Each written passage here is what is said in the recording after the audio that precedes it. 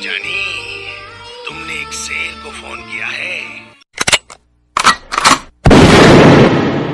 हम कुत्तों से बात नहीं करते, ठीक है?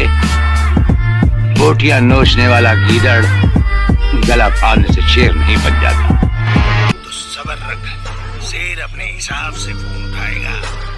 जब मूड होगा तब जवाब देगा, वरना फोन काट देगा।